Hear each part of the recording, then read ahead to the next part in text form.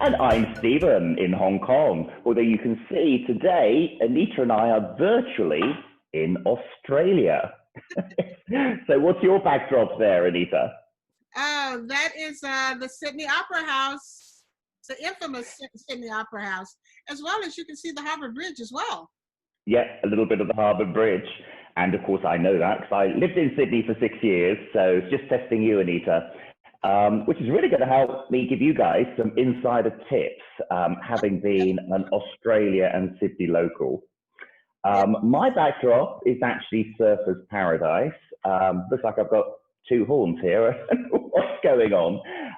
But that's the iconic skyline from Surfer's Paradise, which is in Gold Coast. And really, that's our two themes today, because Australia is a huge country. We've got no way of covering anything in Australia. So what we decided to do was focus on Sydney and the Gold Coast. They're not that far away, although driving would probably be about at least a day, but you can fly there very quickly. And Anita and I visited there very recently, so it's all fresh in our minds. So, Anita, I know you and I have been lucky enough to be in Australia together several times, and you've done many other visits. What would you say your most fun thing to do when you visit Australia? Well, Sydney's one of my favorite cities in Australia, and whenever I'm in Sydney, I must go over to the Rocks. I love just walking around over there. It's a particular area of Sydney where there are a lot of restaurants, there are a lot of little shops that you can go in, a lot of art galleries, all of those kinds of things. I just love being over there. And it's right near the water too, so it's kind of cool to walk by the water, sit and just watch the boats come in. I just love going over by the rocks. It's one of my favorite things to do when I'm there. I know, it's beautiful when you find somewhere you just stroll around and got variety and just kind of lose yourself in it. And I know there's a great market there. I don't know whether you mentioned the amazing Rocks Market. Yes, I love that. When the Rocks Market is going on, if I'm there, I'm definitely going to go to the market. It's an open air market, a little bit of everything, local type things that you can get. And it's just perfect. People watching it as well. You can do a lot of that at the open air market. And there are little booths and shops all around. It's perfect. I live Oh, there. I think that's one of the most interesting things you can do in travel. Just find somewhere to sit and people watch. You can lose yourself for hours. Anyway, so, well, I'm going to talk about my most fun place when I go through the top 5 of Sydney. So we're going to go through a top 5 of Sydney. We're going to go through some top things to do in the Gold Coast. We're going to give you a bit of travel news later. And of course, we're going to end with my saying of the week. So let's kick off with the Sydney top 5. And you're going to kick us off, aren't you, Anita?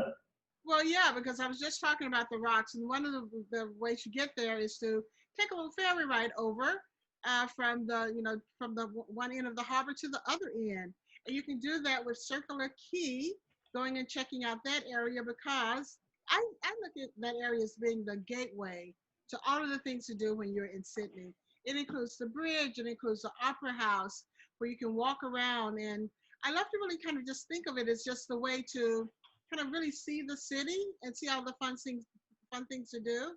Because as I mentioned, the Opera House is there, which is one of the iconic sites that when you think of Sydney, you think of the Opera House, you think of the Harbour Bridge, those two things.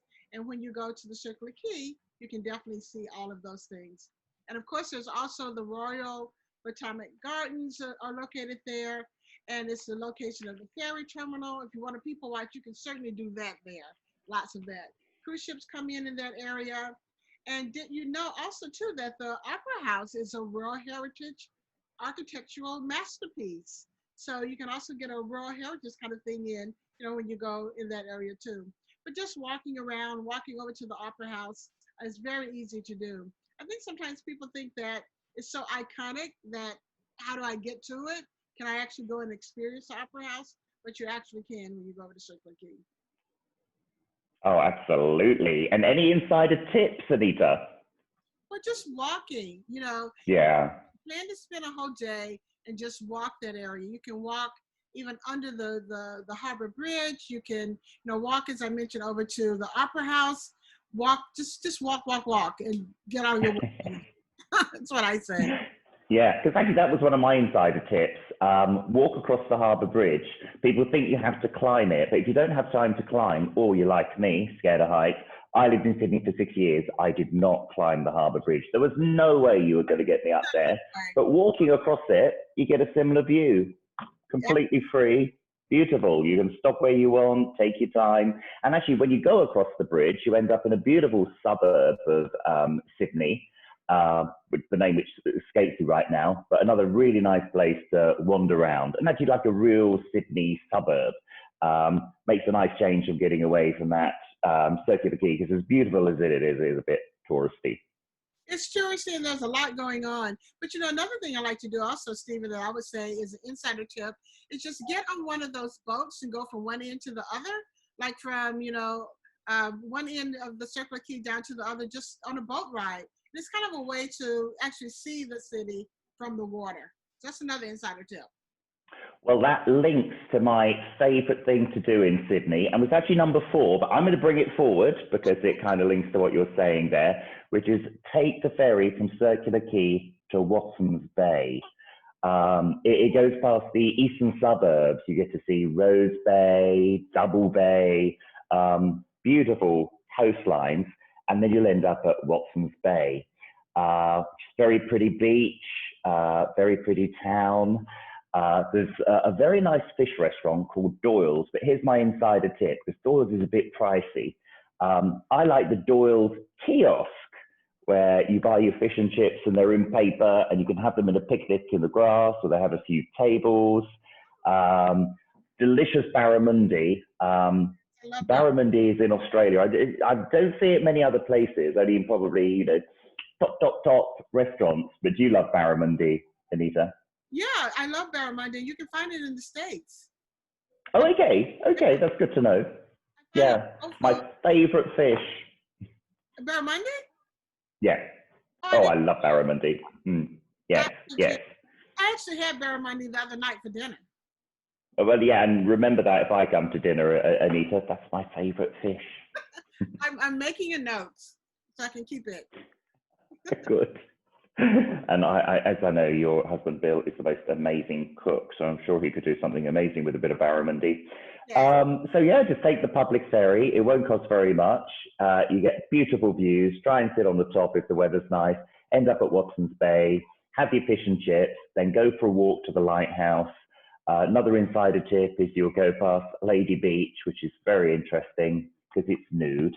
And there's even a little viewing platform for people who want to be voyeurs and watch the naked people on the beach. And the amazing thing is, even on the coldest winter day, I have seen naked people on that beach.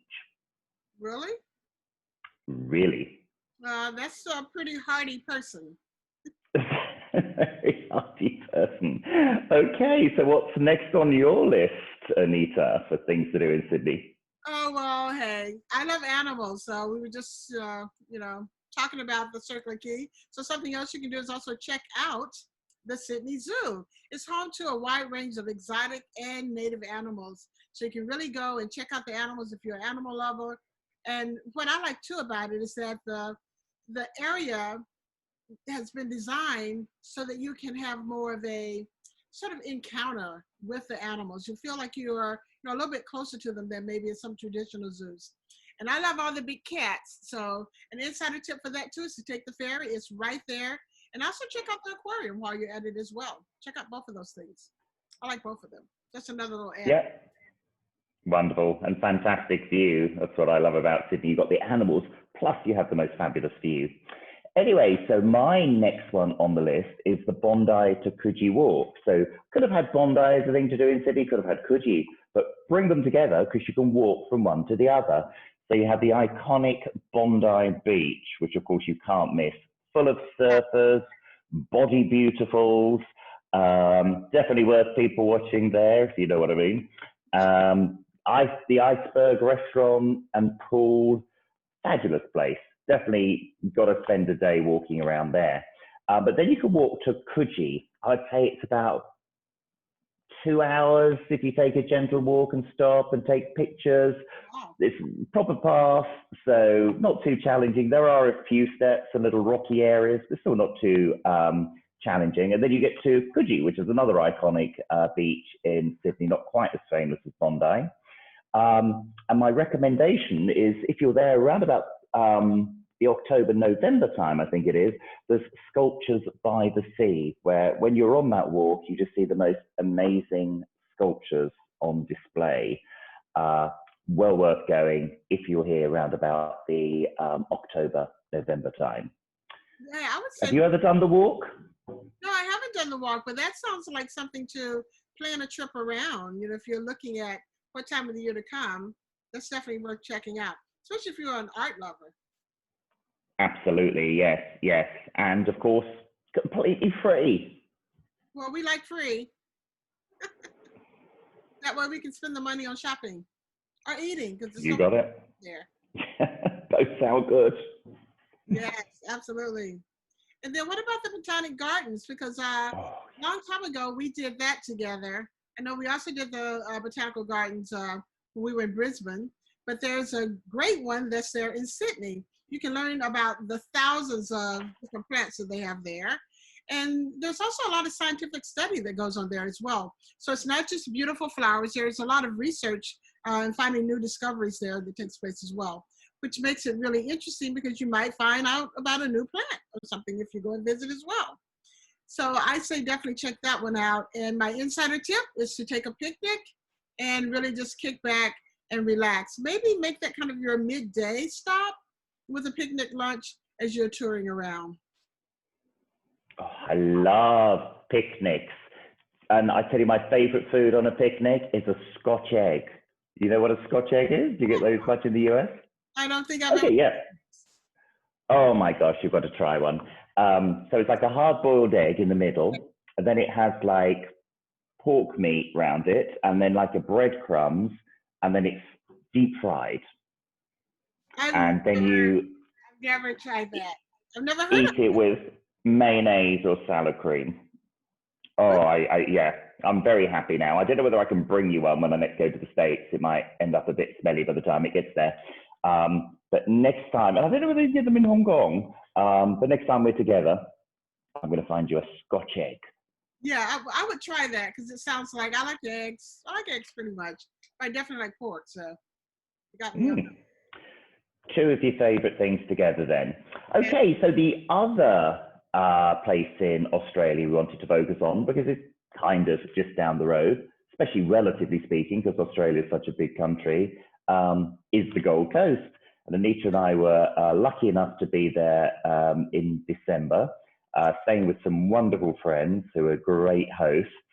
But the top of the list has to be surfer's paradise when you go to Gold Coast. It's like well, I don't know whether it's the official capital, but it is like the capital of Gold Coast. And this is surfer's paradise in my background. So you can see it's quite a skyline. Beautiful beach, beautiful seas. Again, lots of surfers, lots of things to do. Probably the main place in Gold Coast for nightlife. Gold Coast probably isn't, doesn't have the most lively nightlife, but if you need some, you will find it in surfer's paradise. Sounds good. And then second on the list, my favorite beach town to walk around is Coolangatta. And we went there together, didn't we? We had a lovely afternoon there. Yeah, we did. It was very nice. Really nice. Yeah. We had a restaurant too, didn't we? That's right. That's my insider tip, because when we went there, we went to the RSL. Now, the RSL is, I'm trying to remember what RSL stands for, but they have them everywhere in Australia. And they're kind of like a club, so you can only go in if you're a member.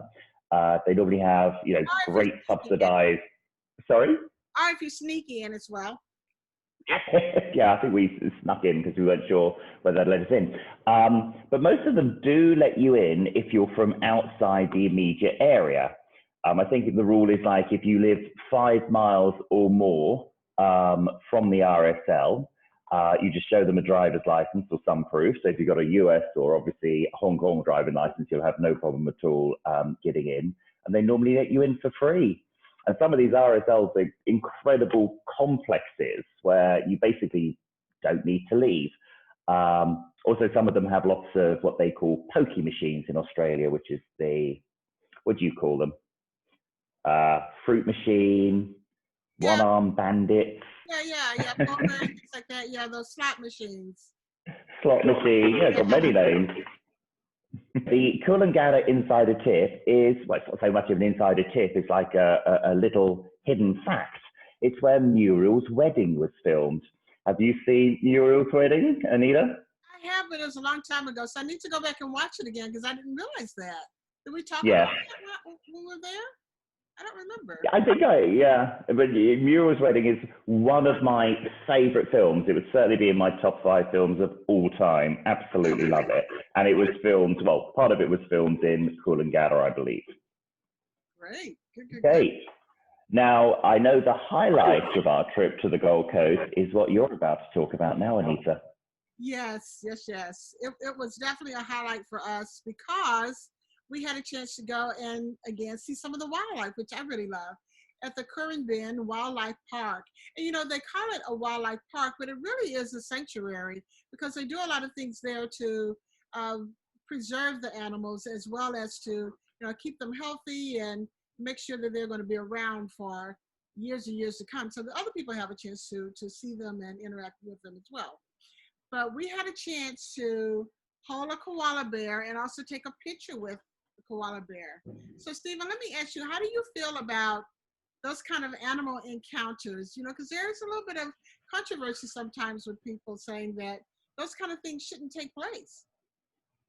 Yes, that is, and both of us are extreme animal lovers, as we both know. I just walked into the Currumbin Wildlife Park and realized there is such experts there, again, passionate about animals, yes, that they wouldn't do anything that would harm the animal. I think it's important that people can experience these things because then they get to learn how important conservation is. Whereas if it's all hidden and they don't understand it, then I think that's less likely. They're all a lot of volunteers there, but they're all passionate about animals. So I just got the confidence when I was in there that they would not do anything at all that would upset the animals. Well, if I remember correctly also, when we were there, it was during the time of the fires. And they had some of the koala that had been hurt in the fires that they were taking care of. So it is a place where you can go, you can have those encounters, but they're also doing some really good things to help the animals as well. Yeah, I remember seeing koalas, kangaroos, crocodiles, dingoes, and a Tasmanian devil, which is quite unique. And was there a duck-billed platypus there? That's a very interesting Australian animal. It's like a mammal, but it has a beak. But Stephen, I was just thinking, when we were at the wildlife sanctuary, we had a chance to see the kangaroos, and had a chance to talk with one of the volunteers there who knows all about kangaroos. So I'm going to also share my conversation that I had with her. So let's take a listen to that. Having a baby, don't be a... Grey kangaroos are obviously grey, and they live in the coastal areas where there's trees and the wooded areas and the grass. The red kangaroos are a little bit bigger. Obviously they're red, and they like the inland. They're from the inland desert areas. They like the sand and the rough grounds. So that's mainly the difference. Do you ever put them together? They have been. They don't fight or anything. Yeah, they don't mind, but no.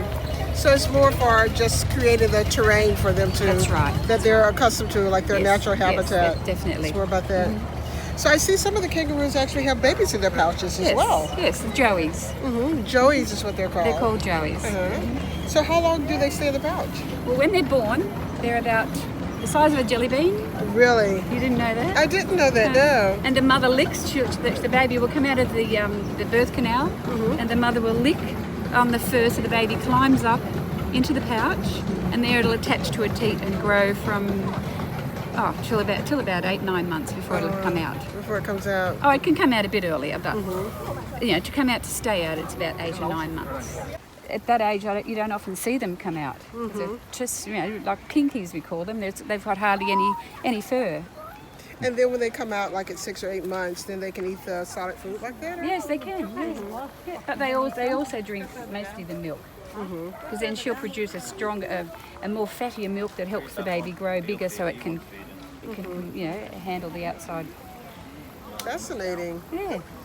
And then when they come out at 8 or 9 months, then are they then just detached from the mom, or are they still Not doing completely. things with the mom? They still go back and they'll drink from the mum for maybe 2 more months, and then that's when they'll really grow. They grow big, and then they're independent. And then of course the mum can have another one. Now, there's a big group of them here. So what is this group called? What is herd. A herd. So are they all welcome in the Actually, herd? it's a mob. I'm sorry. mob? It's a mob. A mob of kangaroos. A mob of kangaroos. And then in the mob, is everyone welcomed? Pretty much, yes. So there's no like territorial? I've never seen only the males. The male, mainly the reds will have a. You see the reds have a fight, but I've never seen the greys. But that's not to say they don't. Yeah. And how do people interact with them? I see people feeding them, but Yes. and we can pat them on the back. Pat but them on the back. Yeah. But do you get any kind of crazy requests? People expecting Oh something? yes, some people want us to open the pouch and show them the baby, and we obviously can't do that at all. No. Would the mom reject the baby if that Possibly, happened? if somebody, yes, definitely. Mum would So that's a no. definitely not. No touching the pouch of the No baby. touching the pouch. And this is like the iconic symbol of Australia. It the is actually, kangaroo. yeah, and the koala. And the koala, Get our absolutely. koala. Yeah. Oh no, the koalas. I had a chance to hold a koala for the first time today. So. You did? Yeah. Well, lucky I haven't done that yet. Oh, you must do it. It's so sweet. They will. they give you a hug automatically. Do they? Oh, good. was I very will nice. do it. Well, that was great to hear. And again, an example of how passionate the people are there. That was a volunteer, and she was so knowledgeable, a delight to talk to.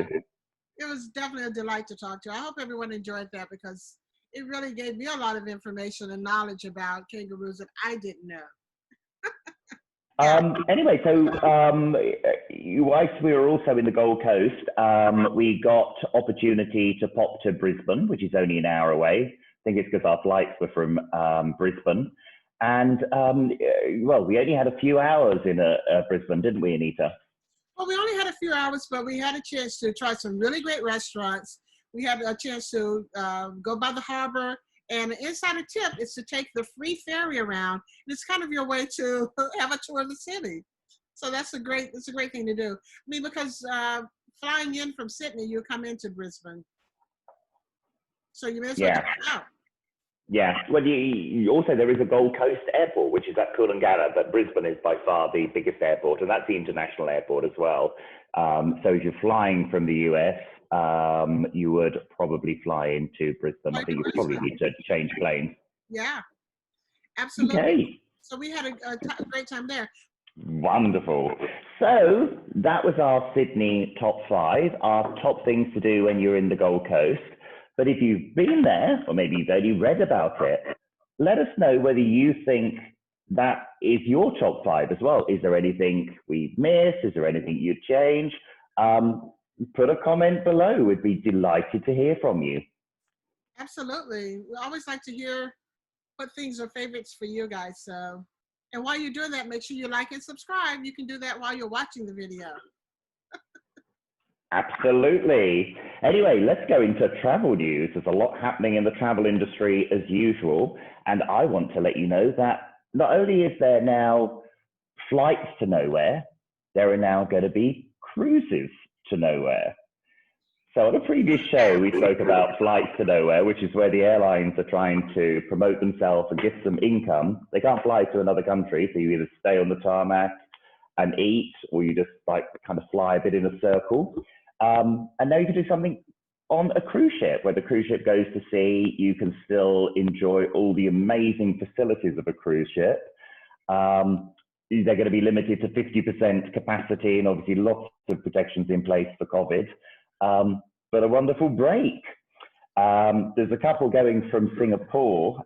Genting Cruise Line and the Royal Caribbean Cruise Line are offering cruises to nowhere.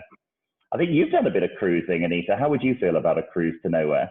Well, you know, one of the top things about a cruise ship is the food. You know, the buffets, and I'm sure they probably are doing something to sort of change that around in the midst of everything that's going on.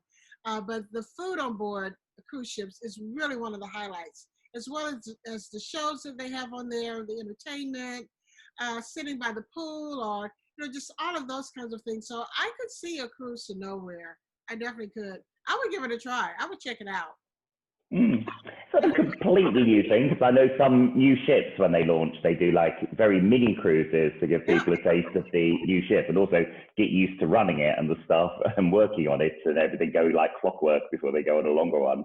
Exactly. But I think this is going to get more and more popular right now in the current environment. All this virtual travel is like the big thing now. And speaking of which, that's what my travel news is today. Oh, tell me more, Anita. Well, Amazon has announced that it is going to now do something called virtual travel experiences. I want to make sure I get it right. So it's kind of the Amazon exploring kind of thing, but you do it virtually. So what they're going to do is you will be invited to this.